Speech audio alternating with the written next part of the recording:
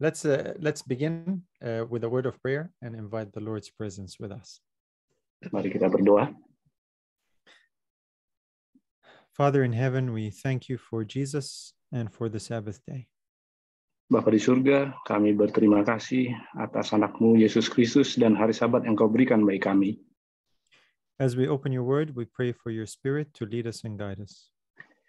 Sebagaimana kami akan mulai khotbah pada hari ini, biarlah Roh Kristus menguasai perbaktian kami. We thank you for everyone who is here, and we ask your blessing in Jesus' name. Amen. Kami berterima kasih karena semua yang hadir pada saat ini boleh menerima berkat-Mu, dan kami sampaikan hanya di dalam nama Yesus yang menjadi juru selamat dan penebus kami. Amin. Right, the title of our discussion today is Peace in the Storm. Judul khotbah kita pada Sabat ini, Damai di dalam Badai. We want to look at what is happening in the world and in our life. Kita ingin melihat apa yang sedang terjadi sekarang ini di dunia dan bagaimana terhadap hidup kita. But more importantly, we want to look at how we can have peace in this storm or in this trial. Tetapi yang lebih utama adalah bagaimana kita memiliki damai ketika kita di dalam badai yang kita hadapi. Right now in the world, we are in the midst of a raging storm. Sekarang ini di tengah kehidupan kita di dunia ini, kita berada di tengah-tengah ombak yang besar. Badai besar. It's a storm that seems to be getting better, but also threatening to get worse. Badai yang kelihatannya akan lebih baik, tetapi menakutkan juga, semakin menakutkan. There is a storm of fear and panic. Ada badai kepanikan dan ketakutan di dalamnya. There is a storm of a health crisis and a pandemic. Ada badai krisis kesehatan dan pandemik yang kita baru saja alami. And many people feel very exposed in this storm. Dan banyak orang merasa sangat-sangat berdampak di dalam badai ini. Many feel unprepared, like they were caught by surprise. Banyak yang tidak menduga bahwa mereka terjebak di dalamnya. And other people are seeking shelter in the storm. Dan banyak orang mencari tempat perlindungan menghindari badai ini. Today I want to talk about the peace in the storm, not about the storm itself.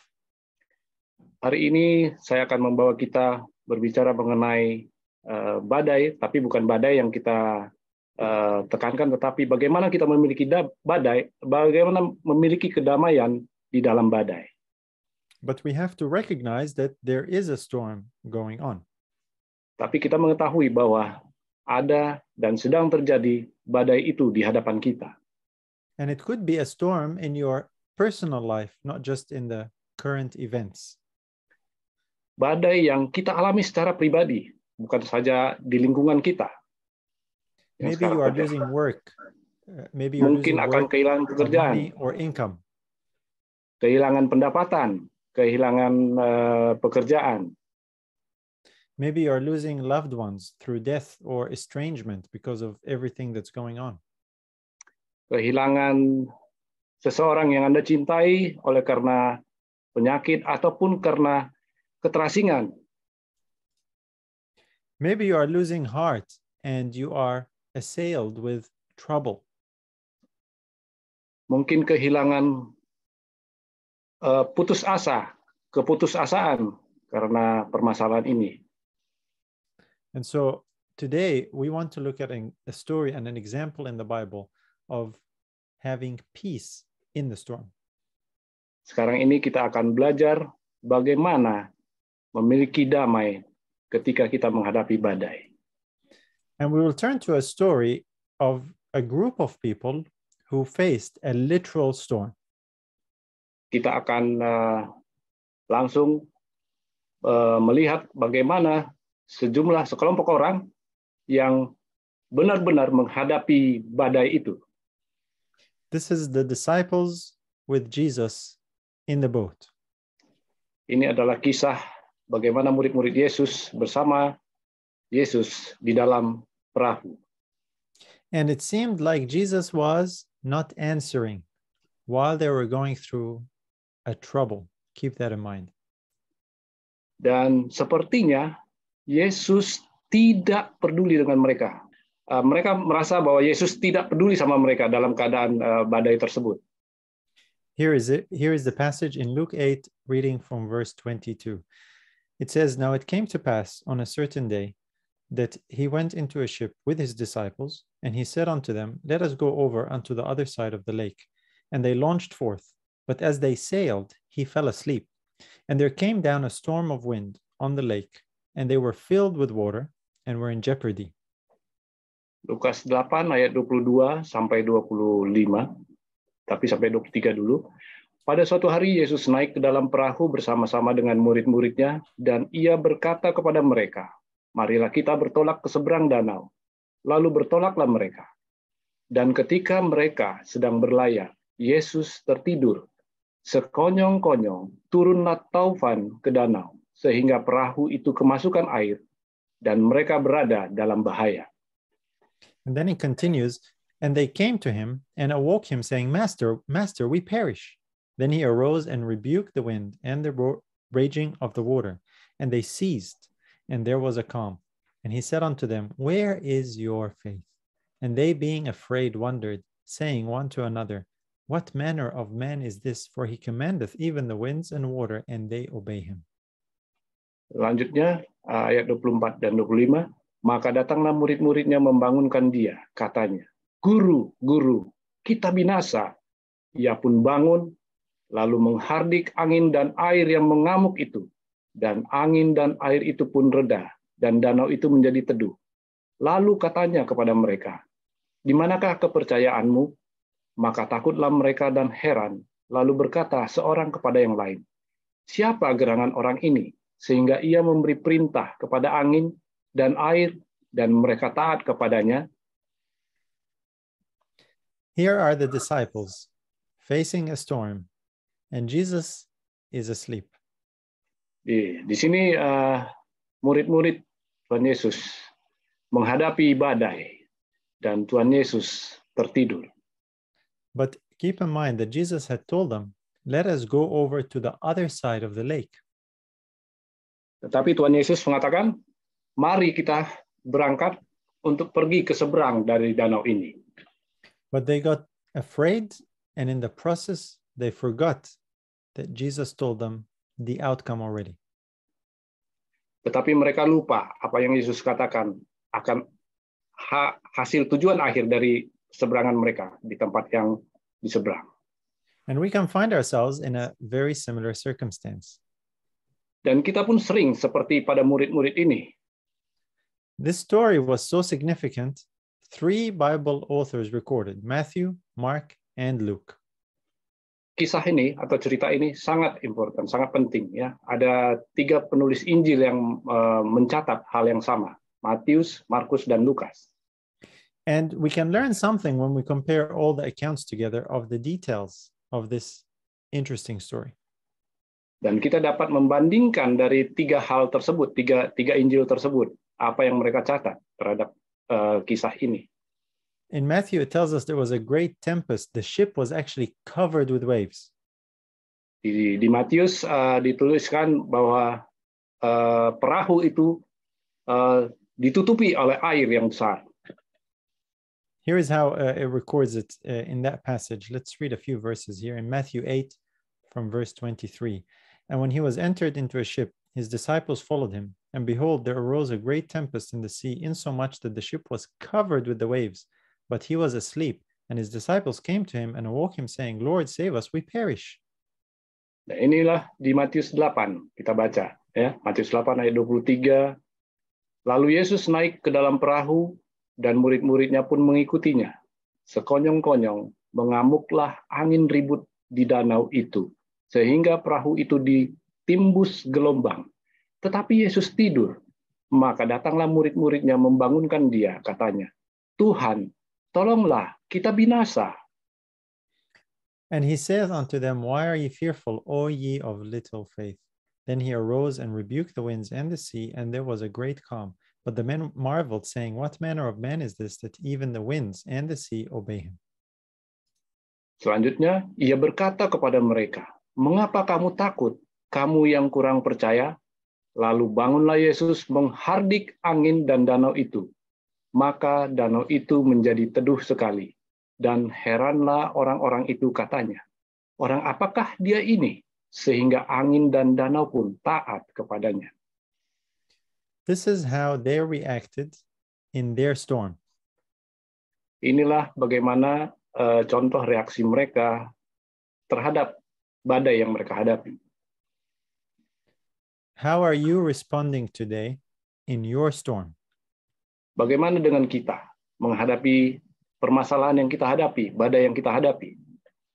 Are you like the disciples where Jesus says, fearful and of little faith? Apakah kita seperti murid-murid ini yang ketakutan dan kurang percaya? Or are you confident and trusting? Atau apakah kamu yakin dan percaya kepada Tuhan Yesus? The disciples forgot that Jesus was with them.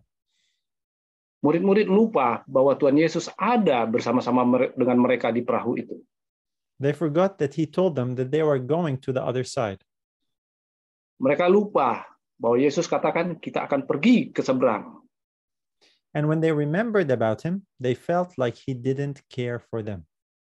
Dan ketika mereka ingat di tengah badai itu, murid-murid ini mengingat bahwa wah, Yesus tidak peduli dengan kita. Does Jesus seem to you to be sleeping and not responding to your calls? Apakah Yesus juga demikian terhadap kita? Tidak menjawab panggilan kita, tidak menjawab seruan kita? Do you fear that you are perishing and it seems like Jesus is not paying attention? Apakah kita merasa bahwa kita akan binasa dan Yesus tidak melihat, tidak memperhatikan kita? Notice the words of Jesus to them indicate something about their attitude. Kita lihat apa yang Yesus katakan kepada mereka mengenai sikap mereka. They are fearful, they are of little faith. Mereka takut, mereka tidak percaya. Fear is the opposite of faith. Ketakutan adalah lawan kata dari iman atau percaya. Because fear is really uncertainty and doubt. Karena ketakutan adalah ketidakyakinan dan keraguan-raguan. And so Jesus here is reminding them, why are you so afraid? Have you forgotten that I am with you? Where is your faith? Di sini Yesus menegur mereka, mengapa kamu takut? Di mana imanmu? Kamu nggak punya iman? This is the same thing that Jesus says to us today in the midst of a storm. Hal ini yang Tuhan Yesus sampaikan bagi kita pada sekarang ini, pada masa ini, ketika kita menghadapi berbagai macam badai yang kita hadapi. We might feel like the disciples said, Lord, save us. We perish. Kita mungkin merasa sama seperti murid-murid Yesus ya. Tuhan, tolong kami akan binasa. We might feel like, Master, don't you care that we are perishing? Kita merasa, oh Tuhan, Guru, Engkau tidak peduli kalau kami binasa. With everything that might be happening around us, we might very well feel like we are alone. Dalam situasi apapun, kita akan merasa seperti bahwa kita sendiri. But I have news for you. We are not alone. That's why this story is recorded in the Bible. Tetapi saya memberikan kabar baik bagi kita. Kita tidak sendiri. Itulah makanya kisah ini, cerita ini ditulis di Alkitab. You see, Jesus told us how the story ends. Kita lihat bagaimana kisah ini berakhir yang Yesus katakan. He told us that we will cross over to the other side. Yesus katakan bahwa kita akan sampai di seberang. And along the way, we will face storms and trouble. But how are you doing? Dan di tengah perjalanan kita akan menghadapi berbagai macam badai, tapi kita pasti sampai di tujuan. There are blowing winds of mandates and requirements and laws. Ada banyak yang sekarang kita hadapi, mandat atau aturan dari pemerintah yang harus kita ikutin untuk di dalam kehidupan kita sekarang ini. There is a growing storm of restrictions and pressure. Ada makin banyak larangan-larangan yang sedang bertambah-tambah. Some people are considering the prospect of maybe losing their job and their income. Bahkan sampai berakibat kepada beberapa orang akan kehilangan pekerjaan, kehilangan pendapatan. Losing their freedom, losing their ability to travel freely. Kehilangan kebebasan, kehilangan kesempatan untuk bepergian. And you might feel like you are sinking and you're wondering, Lord, where are you? Dan kita merasa bahwa kita akan tenggelam. Dan kita merasa bertanya, Tuhan, di mana Engkau? Remember the words of Jesus. Why are you fearful, O ye of little faith? Ingat apa yang Yesus katakan. Mengapa kamu takut? Kau yang tidak beriman atau kurang beriman. Don't lose faith in the storm. Jangan hilang iman. Jangan putus asa di tengah badai. I want you to think of the example of Jesus. He was sleeping in the storm. Saya ingin membawa kita bagaimana Tuhan Yesus berikan ketika dia ada di dalam badai tersebut. He trusted his Father. He did not panic or become fearful. Dia percaya kepada Bapanya di surga. Dia tidak panik. Dia tidak ketakutan. And there are some practical steps how we can keep the peace of Jesus in the midst of our storm. Ada beberapa practical step, langkah-langkah yang sederhana bagaimana kita menghadapi badai. The book of Psalms is the songbook in the Bible. Buku Mazmur adalah buku kidung atau pujian di dalam Alkitab. It's not a book that covers theological teaching as much as people's experiences. Bukan hanya mengutip teologi tetapi banyak pengalaman hidup manusia ketika menghadapi permasalahan ada ditulis dalam buku Mazmur. The Psalms cover almost every range of human feeling and emotion. Mazmur menuliskan bagaimana perasaan manusia ketika menghadapi berbagai macam masalah. The ups and downs of life, especially for believers. Naik turunnya kehidupan, apalagi bagi orang yang beriman. That's why many people find the Psalms to be their favorites. They really connect with them because they can relate to it.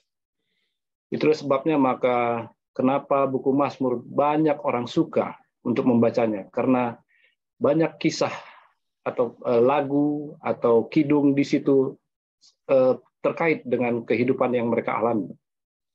And many Psalms are actually about the storms in life and how these were overcome. Dan banyak dalam buku Mazmur ditulis bagaimana badai atau persoalan kehidupan dan bagaimana kita menghadapinya. I want to look at the Psalm of Asaph here in Psalm 77. Notice his experience in verses 2 and 3. He says, "In the day of my trouble, I sought the Lord. My soul ran in the night and ceased not. My soul refused to be comforted. I remembered God and was troubled. I complained and my spirit was overwhelmed." Selah. Ini adalah yang ditulis Asaf di Mazmur 77 ayat 3 dan 4 kalau versi bahasa Indonesianya. Kalau bahasa Inggrisnya King James-nya 2 dan 3 ya. Pada hari kesusahanku aku mencari Tuhan. Malam-malam tanganku terulur dan tidak menjadi lesu. Jiwaku enggan dihiburkan. Apabila aku mengingat Allah, maka aku mengerang. Apabila aku merenung, makin lemah lesulah semangatku. Asaph was going through a storm, just like the disciples were. Asaph menghadapi berbagai macam persoalan sama seperti murid-murid Yesus menghadapi badai. He is in trouble, he is crying, he is calling out. Dia di dalam masalah, dia mengeluh, menjerit, dan dia memanggil Tuhan. He even says, my spirit was overwhelmed. Dia bahkan mengatakan, makin lemah lesuhlah semangatku. This is an experience that many of us can relate to. Inilah pengalaman hidup kita juga yang bisa kita kaitkan ya. It doesn't stop there. He continues. He says in verses 7 to 9, will the Lord cast off forever? And will he be favorable no more? Is his mercy clean gone forever? Doth his promise fail forevermore? Hath God forgotten to be gracious? Hath he in anger shut up his tender mercies? Asaph melanjutkan di ayat 8-10, untuk selamanyakah Tuhan menolak dan tidak kembali bermurah hati lagi? Sudah lenyapkah untuk seterusnya kasih setianya? Telah berakhirkah janji itu berlaku turun-temurun? Sudah lupakah Allah menaruh kasihan? Atau ditutupnyakah rahmatnya karena murkanya? Selah. Have you ever thought that way or wondered about the same thing? Apakah Anda pernah berpikir hal yang sama seperti Asaph? Asaph was like the disciples saying, Lord, we're perishing over here. Don't you care for us? Asaph juga berbicara sama seperti murid-muridnya ketika di dalam perahu itu. Di mana engkau? Kami sudah mau binasa. Apakah kau tidak peduli? Asaph is even wondering about the promises of God. He says, will his promise fail forever? Asaph sampai berpikir, apakah Tuhan sudah lupa? Sudah tidak bermurah hati lagi bagi kita? When we go through trouble and trial, many times we're tempted to wonder and think in the same way. Ketika kita menghadapi berbagai masalah, sering kita terjebak dalam pemikiran ini. Ya, kita merasa dilupakan, ditinggalkan. We might not express it in the same words because we know it's not good to say that or it's not right. Mungkin kita tidak mengungkapkan hal yang sama seperti mereka karena kita merasa bahwa itu tidak pantas, tidak benar. But we think it, we feel it. Tetapi kita berpikir, kita pikirkan itu dan kita rasakan itu. We wonder, Lord, what's going on? Where are you? This doesn't make sense. Kita berpikir, oh Tuhan, di mana engkau? Kenapa engkau tidak peduli? Ini mustahil. And this is what Asaph was feeling, just like the disciples. Inilah yang Asaph pikirkan, sama seperti murid-murid Yesus. Here is how he found his way out, and this is a lesson now for us.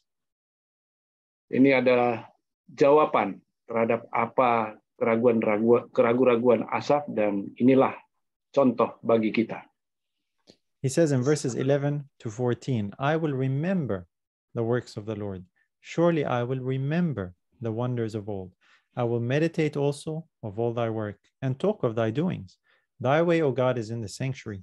Who is so great a God as our God? Thou art the God that doest wonders. Thou hast declared thy strength among the people. Di dalam Mazmur 77 ayat 12-15 Asaph menuliskan jawabannya. Aku hendak mengingat perbuatan-perbuatan Tuhan. Ya, aku hendak mengingat keajaiban-keajaibanmu dari zaman purbakala. Aku hendak menyebut-nyebut segala pekerjaanmu dan merenungkan perbuatan-perbuatanmu. Ya Allah, jalanmu adalah kudus. Allah manakah yang begitu besar seperti Allah kami? Engkaulah Allah yang melakukan keajaiban. Engkau telah menyatakan kuasamu di antara bangsa-bangsa. The storm and the trouble causes us to forget. Badai yang kita hadapi sering menjebak kita melupakan. We get so focused on the storm that we lose sight and memory of the things that matter. Karena badai atau persoalan yang kita hadapi, kita sampai lupa, kehilangan pandangan terhadap apa fokus kita di dalam masalah itu. That's why it's important to remember that the storm is not everything that there is. Itulah sebabnya bahwa badai atau permasalahan itu bukan segala-galanya. The disciples forgot that Jesus told them they are crossing over. They forgot he was with them briefly. Ya, sama seperti Yesus katakan kepada murid-muridnya. Murid-muridnya lupa bahwa Yesus ada bersama mereka dan Yesus katakan bahwa kita akan sampai di ujung sana. Asaph got so overwhelmed with the trouble. That's all he could see. That's all he could think of. And he forgot God's promises and God's doings.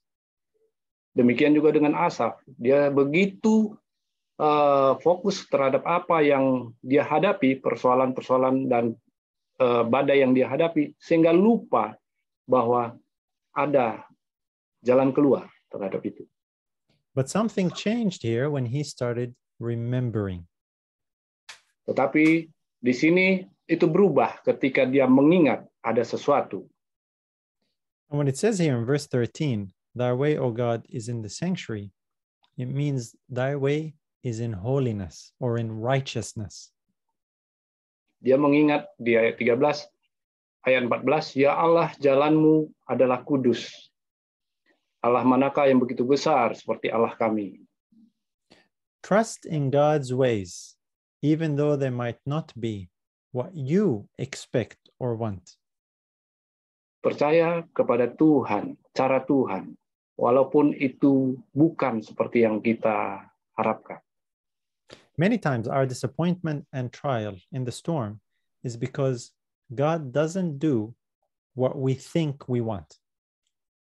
Seringkali ketika kita menghadapi masalah, jalan keluar yang diberikan oleh Tuhan bukan seperti apa yang kita pikirkan. The Bible tells us that God's ways are higher than ours. Di Alkitab disebutkan bagaimana rancangan Tuhan, jalan Tuhan adalah lebih tinggi daripada jalan kita. In Isaiah 55, 8 and 9, for my thoughts are not your thoughts, neither are your ways my ways, saith the Lord. For as the heavens are higher than the earth, so are my ways higher than your ways, and my thoughts than your thoughts. Di Yesaya 55 ayat 8 dan 9 disebutkan, sebab rancanganku bukanlah rancanganmu, dan jalanmu bukanlah jalanku. Demikianlah firman Tuhan. Seperti tingginya langit dari bumi, demikianlah tingginya jalanku dari jalanmu, dan rancanganku dari rancanganmu. Amin. Remember what God promised. Remember God's ways. Ingat apa janji Tuhan, dan ingat jalan-jalannya. Don't get so fixated on your expectations and what you want to happen. Jangan terlalu fokus dengan atau terpaku dengan apa yang kita harapkan jalan keluarnya.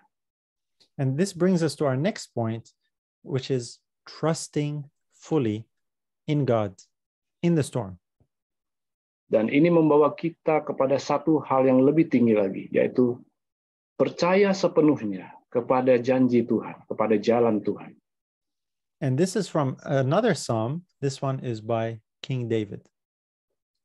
Selanjutnya dari Mazmur, ya, dari Raja Daud, janji itu.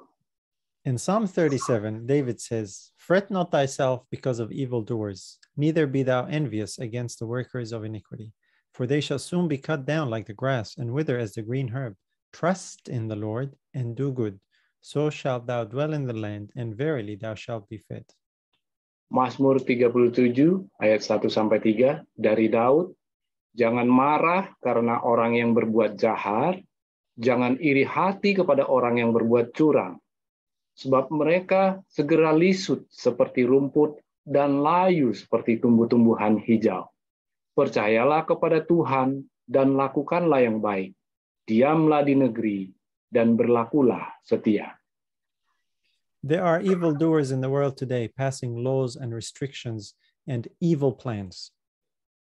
Ada banyak rencana-rencana jahat yang terjadi sekarang ini, ya, bagaimana larangan-larangan dan persyaratan yang berlaku bagi kita untuk melakukan segala sesuatu. And I tell you what, we don't know what's going on behind the scenes. Dan percayalah, kita tidak tahu apa yang terjadi di balik semua ini, akan apa yang terjadi kemudian.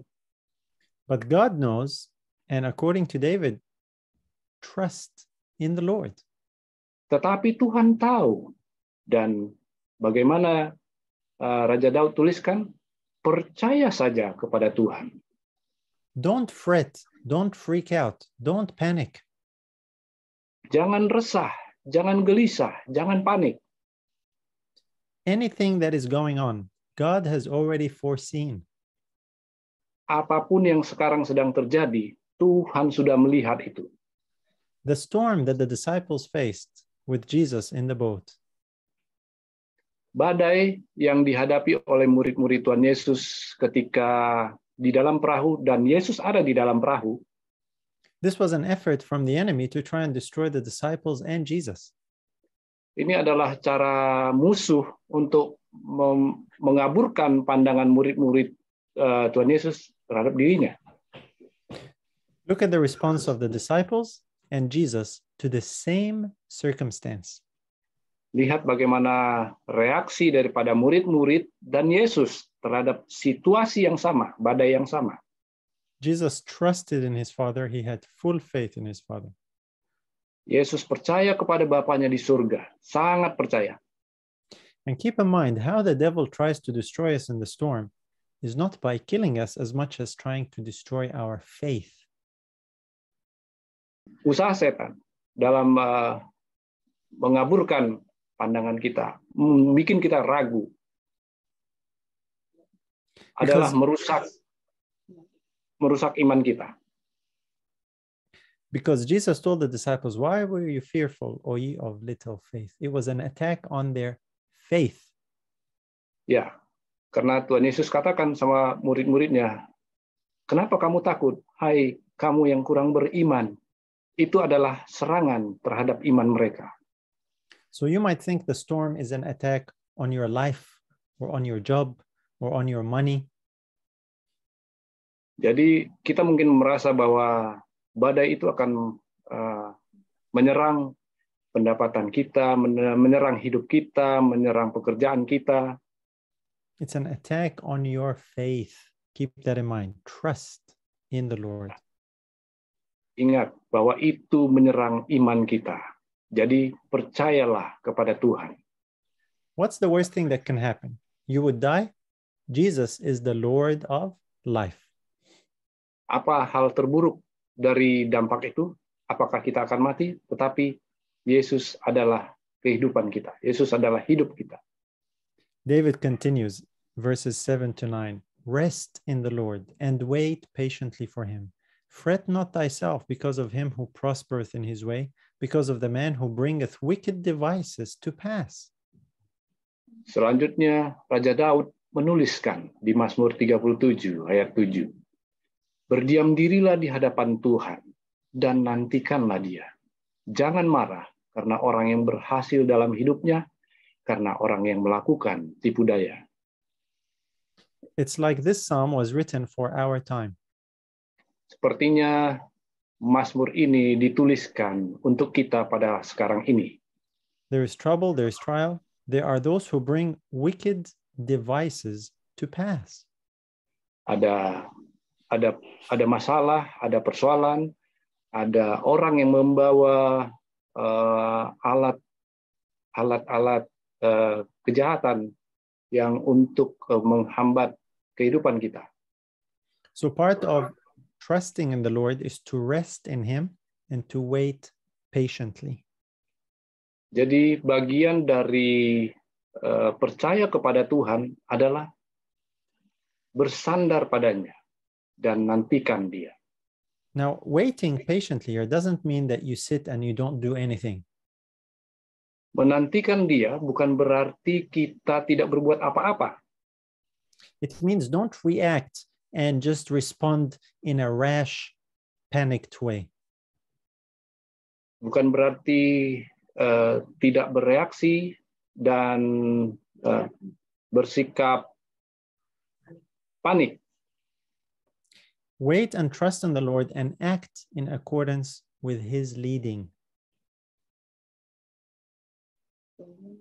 Menunggu, berdiam diri, dan menantikan Tuhan dengan cara Tuhan, mengikut nasihatnya. And sometimes that will take waiting, as in waiting for the Lord's timing. Dan kadang itu menunggu bagaimana Tuhan akan bekerja dalam waktunya, menurut dia, menurut waktunya.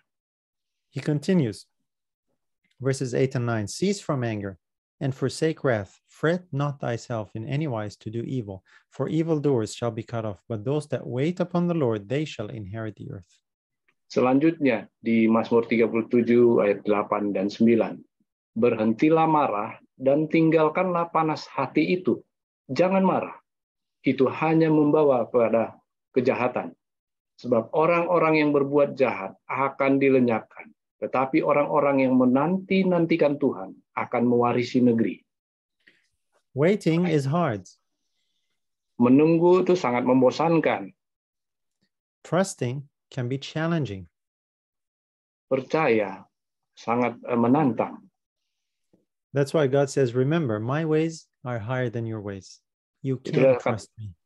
Itulah Tuhan katakan, jalanku adalah lebih tinggi dari rencanamu. And then he continues, verses 23 to 25. The steps of a good man are ordered by the Lord, and he delighteth in his way. Though he fall, he shall not be utterly cast down, for the Lord upholdeth him with his hand. I have been young, and now am old, yet have I not seen the righteous forsaken, nor his seed begging bread. Selanjutnya dituliskan di ayat 23 sampai 25. Tuhan menetapkan langkah-langkah orang yang hidupnya berkenan kepadanya. Apabila ia jatuh, tidaklah sampai tergeletak, sebab Tuhan menopang tangannya. Dahulu aku muda, sekarang telah menjadi tua, tetapi tidak pernah kulihat orang benar ditinggalkan, atau anak cucunya meminta-minta roti. This is how David was able to have peace in his storm.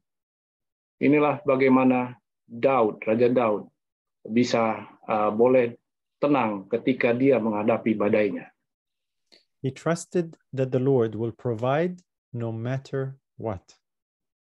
Dia percaya bahwa Tuhannya akan menyediakan apapun yang dia minta, apapun kejadiannya. And this beautiful verse, the steps of a good man are ordered by the Lord, is in this context of peace in the storm. Inilah seperti di Mazmur 37 bagaimana Tuhan menetapkan langkah-langkah orang yang hidupnya berkenan kepadanya. David concludes in the Psalm, verse 39, but the salvation of the righteous is of the Lord. He is their strength in the time of trouble. Selanjutnya Raja Daud menyimpulkan di ayat 39 di Mazmur 37, orang-orang benar diselamatkan oleh Tuhan. Ia adalah tempat perlindungan mereka pada waktu kesesakan. The world is going through a time of trouble now. Dunia sekarang ini sedang menghadapi waktu kesesakan, waktu kesusahan. You could be going through a time of trouble right now in your experience. Kita pun sekarang sedang bisa jadi terlibat di dalam dunia yang sedang kesesakan ini. Don't forget to make the Lord your strength in this time of trouble. Jangan lupa, gunakan Tuhan sebagai kekuatanmu pada waktu masa kesusahan ini. Keep trusting in Him and don't be fearful and lose your faith like the disciples. Tetap percaya kepadanya, jangan kehilangan harapan seperti pada murid-murid, dan tetap percaya kepadanya. Just like Jesus told the disciples, listen, let's cross over to the other side. He also gave us a promise. Sama seperti Yesus mengatakan kepada murid-muridnya, mari kita pergi ke seberang. Itu juga yang akan terjadi pada kita. This is how Jesus tells us things will happen. John 16:33. These things I have spoken unto you, that in me you might have peace. In the world ye shall have tribulation, but be of good cheer. I have overcome the world. Dan Yesus katakan dalam Yohanes 16 ayat 33, Semuanya itu kukatakan kepadamu supaya kamu beroleh damai sejahtera dalam aku. Dalam dunia kamu menderita penganiayaan, tetapi kuatkanlah hatimu. Aku telah mengalahkan dunia. Jesus' words are the source of our peace. Perkataan Tuhan Yesus adalah sumber kedamaian bagi hidup kita. That's why the storm of Satan seeks to cause us to forget about them. Itulah makanya usaha setan adalah untuk bagaimana supaya kita lupa akan perkataan Tuhan Yesus ini. We know at the end of the story, Jesus has overcome the world. Kita tahu pada akhirnya Yesus telah mengalahkan dunia. So let us remember the words and promises of Jesus, not forget them.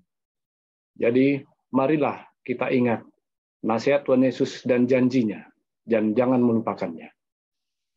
Read them, believe them, and repeat them. Baca, percaya, dan ulangi. And how you can repeat percaya, dan ulangi. And how you can repeat them is by sharing them with others, or repeat them to yourself by singing them. Bagaimana kita mengulangi? Kita menceritakannya kepada orang lain atau menyanyikannya. Today we looked at the Psalms. These are songs of cheer and deliverance. Tadi kita sudah lihat bagaimana di Mazmur. Ini adalah lagu bagaimana menghibur bagi kita. We looked at the disciples and the storm they faced in the ship. Kita lihat juga bagaimana murid-murid di perahu dan bagaimana sikap mereka menghadapi badai. We looked at Asaph, who nearly lost his faith. Kita lihat juga bagaimana Asaf ketika dia hampir kehilangan imannya. We looked at David, who was troubled by the wicked. Kita lihat Raja Daud bagaimana begitu susah menghadapi orang jahat. And we're now looking at the promise of Jesus for us who believe. Sekarang kita lihat bagaimana janji Tuhan Yesus bagi kita, orang yang beriman. So let's summarize how we can have peace in the storm. Jadi mari kita simpulkan bagaimana kita memiliki damai di dalam badai. Let us remember and not forget what Jesus said and promised. Mari kita mengingat apa yang Yesus katakan dan janjikan. Let us trust in God. That means have faith. You're not alone. Don't lose faith. Mari kita percaya bahwa kita tidak sendiri, kita tidak hilang pengharapan, Tuhan bersama kita. Let us rest and wait on the Lord. That means follow his direction, not just be inactive. Mari kita bertenang, bersandar kepada Tuhan Yesus, menunggu waktunya Dia untuk menolong kita. When you are restful and waiting, you're not fretting, you're not panicked, you're not dazzled by the storm. Saat kita menunggu, kita tidak perlu panik, kita tidak perlu bingung, tidak perlu kecewa. Hanya bertenang diri, menunggu. And finally, call on the Lord like the disciples did, or sing out. Dan terakhir, mari panggil, berseru kepada Tuhan atau bernyanyi untuk meminta penghiburan, kekuatan. Call on the Lord in prayer and in singing. Singing is very powerful. Memanggil Tuhan di dalam doa atau bernyanyi, karena bernyanyi adalah sangat berkuasa. So these are some very practical, relevant steps to have peace in the storm. Inilah beberapa langkah bagaimana kita ketika menghadapi badai, kita berada di dalam kondisi yang damai.